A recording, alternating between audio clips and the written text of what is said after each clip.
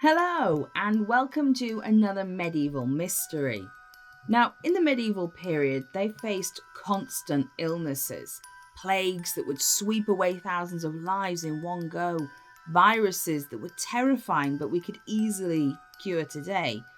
But there was one strange epidemic that people also feared, that of the dancing plague. One of the earliest recorded accounts of dancing mania was apparently in a town called Kolbeck, in what was then Saxony, in around 1017. It was Christmas Eve, and while the priest was trying to do the Christmas service, a small group of people decided to gather outside in the churchyard and dance. When he came out to tell them off, they began to clap and dance in sync with each other. The priest snapped and cursed them all to dance until they were rid of the sin they had committed. It worked, and none of the dancers had peace until the following Christmas Eve. Forced to dance until they collapsed from weariness and fell asleep, some of them never waking again. There's no evidence to show how much of this story is completely fable and how much is based on some sort of truth, sadly. A Welsh chronicle from 1188 tells a similar story, how at St Almeda's Church in South Wales, dozens of churchgoers sang and danced around a churchyard. They eventually fell to the ground, seemingly forced to act out tasks they had done on the Sabbath instead of resting, mending shoes, using looms, and singing out of tune songs until they were exhausted as a punishment. But far bigger than these early accounts were the events in the Rhineland in the summer of 1374. This would begin in Aachen before spreading to surrounding cities, eventually reaching as far south as Metz and Strasbourg. This time, the afflicted travelled in small groups of pilgrims, spreading the mania from town to city like a contagion. Chroniclers of the time described how people would scream in agony, unable to stop themselves from spinning and leaping into the air, running wildly from one spot to another while crying out for mercy from God, apparently in the thousands. The strangest claim from the epidemic was that many of the sufferers had to have a sheet tied tightly about their waist, otherwise they would cry out that they were dying, and many considered them to be possessed. Most people recovered within 10 days or so, despite probably having bleeding feet, broken limbs and fatigue, but some would improve and then seemingly relapse a few days later after moving to holy sites. Priests performed rituals to exorcise them, shouting incantations and being liberal with the holy water. Eventually, the epidemic died down, but there were still small outbreaks for the next 7 years or so. While other smaller events occurred over the next few centuries, it would be the dancing mania in Strasbourg in the summer of 1518 that would be the best documented. It is thought to have started with a woman known as Frau Trophea, although not all historians agree this was the name of the woman who started the dancing epidemic. One day, seemingly with no reason to do so, no provocation, Frau Trophea went outside her house into the streets of Strasbourg and began to dance wildly. She didn't smile or look joyful, and when her husband came out to insist she return indoors and stop making a scene of herself, Trophea ignored him and carried on spinning and kicking with abandon. As she continued to dance with frenzy, her neighbours and other townspeople came out to watch and began to wonder if Trophea was being punished for sinful behaviour by the devil. But this idea didn't last long, and soon most people decided instead that her dancing was a message from the heavens. They believed Trophea was being told off by a particular saint who was angry at her and the other townsfolk for apparently being too sinful, Saint Vitus, hence her malady being named Saint Vitus's dance. Feet bleeding and raw, she finally collapsed from exhaustion after a couple of days and slept on the road where she fell. But the following day, she awoke and started all over again. The dancing only finally stopped when, after 6 days, a man who was most likely the city's chief administrator, although it isn't very clear who he was, ordered Frau Trophea to be taken to Saverne, to an old chapel dedicated to St. Vitus and only reached through 30 miles of track and forests. But this wasn't the end of the dancing. On the following day, a week after Trophea had first been afflicted, another 34 people began silently twirling and jumping. And after another 3 weeks, the number had risen, according to one chronicle, to 400 people. By July, the authorities, desperate and unknowing what to do, turned to the local physicians. Medieval physicians definitely understood about medicine and the science available to them at the time, but obviously they still had to make guesses. While the clergy declared it was a message from St. Vitus about behaving yourself, the physicians instead decided it was overheated blood. They collectively decided the afflicted dancers needed to get it out of their systems by dancing some more, and a giant stage was built in the market square, complete with musicians to allow the dancers to continue without being in the way, and strong people to hold them up when they grew weak. It was a bad idea. The more people who saw those struck with the mystery illness also seemed to fall ill themselves, unable to prevent themselves from giving in to whatever strange movement possessed them, becoming known as choreomaniacs. Eyes glassy, faces red from sweat, limbs convulsing involuntarily. Many grew fatigued in the summer heat and collapsed. Others didn't eat or drink for days, and some sources reported that as many as 15 people a day, a number that would add up to hundreds, died from their excessive dancing. Having said this, the actual records of Strasbourg make no reference to these deaths, nor is there evidence for any fatalities. This means we can't be sure if people really did die from the dancing mania or if this was just a bit of exaggeration.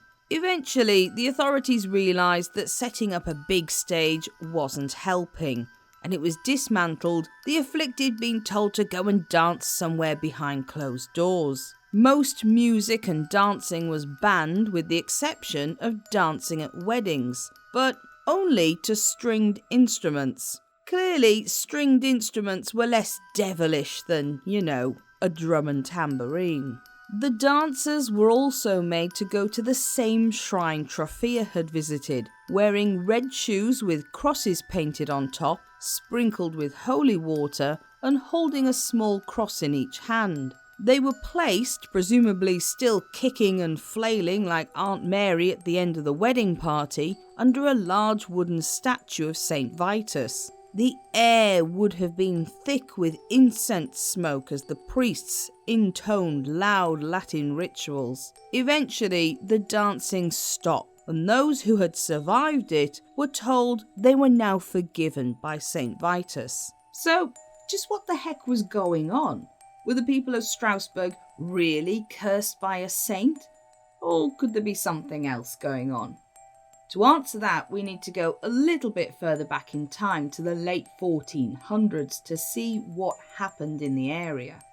In 1492, the same year Columbus landed in the Caribbean, a large and vivid meteor streaked across the sky at Ensisheim, not far from Strasbourg. It fell into a nearby field, and almost immediately most people were convinced it was a message from God. Sebastian Brandt, a young lawyer, was convinced not only was it a message from God, but it was a warning against the sinful behaviour of those who witnessed it. Sound familiar?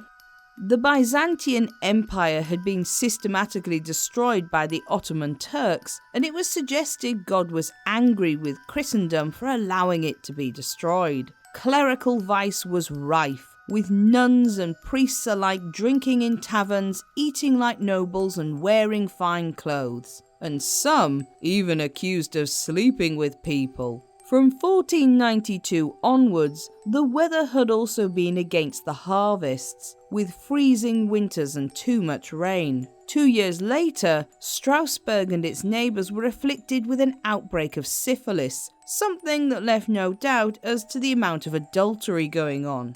Brandt wrote a year later about co-joined twin boys born in a nearby village and of a pig that had 2 extra sets of legs. New printing presses allowed horrified humanists like Brandt to spread their message far and wide, ensuring the public imagination was captured with the horrors of what was going on around them. Then, in 1507, giant hailstones fell from the sky, followed apparently by a frozen goose, who took several days to thaw out. The new Bishop of Strasbourg, Wilhelm von Hohenstein, appointed in the same year, started a reform amongst the clergy. When he threatened to excommunicate 2 monasteries for keeping concubines in the cloisters, somehow they managed to convince the Pope that they were only men, and so they were allowed to keep their concubines. In 1511, more poor weather was followed by poor harvests, and yet again the lands along the Rhine were full of hungry people. This was followed by rebels from the Third Estate led by Jos Fritz,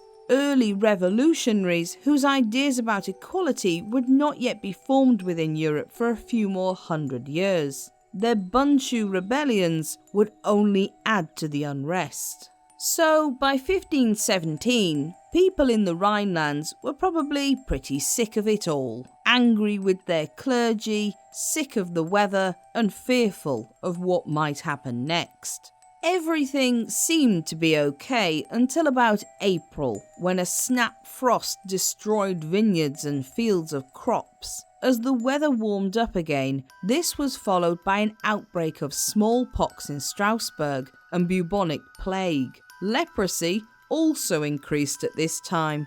The people of Strasbourg would no doubt have felt these constant sicknesses and poor harvests were the work of an angry and vengeful God telling them to change their ways. This was a population scared of what was coming next, ready to change it however they could, and highly suggestible. They likely would have known of the stories of those earlier people forced to dance for their sinfulness. Perhaps in the weeks before, a preacher had talked about one of these stories.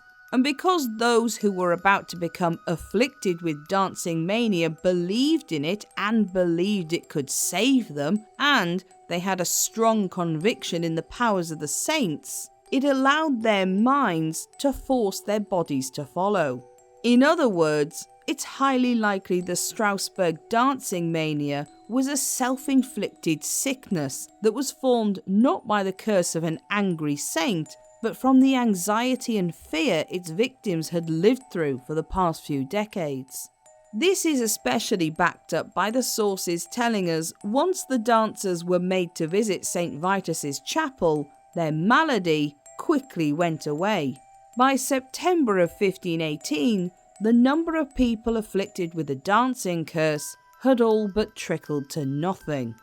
There is even suggestive evidence in our modern day world. In places such as Madagascar, Kenya and Brazil, people can enter a trance-like state in ceremonies or through extreme stress, and in the case of ceremonies, this often includes dancing.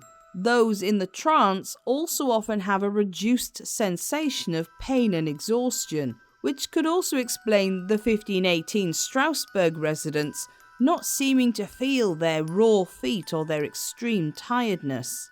The historian John Waller describes this as a psychic contagion, likening it to an incident from 1963 that occurred in Tanzania, a laughing mania. 2 schoolgirls had an uncontrollable fit of the giggles that soon spread to their fellow pupils, to the extent the teacher had to send them all home.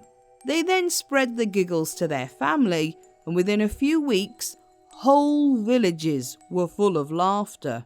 So it seems the dancers of Strasbourg were not so spooky after all, but were just people with extreme stress, fear and problems put upon them, and this seemed to come out to the rhythm of dance. Not so much a curse from the heavens as a self-inflicted reminder of how to behave nicely, their story nonetheless left a lasting impression. So remember, if you're not too well behaved this spooky season and you suddenly get the urge to dance, you might just have been cursed. If you enjoyed this video, don't forget to like and subscribe so you don't miss any new documentaries.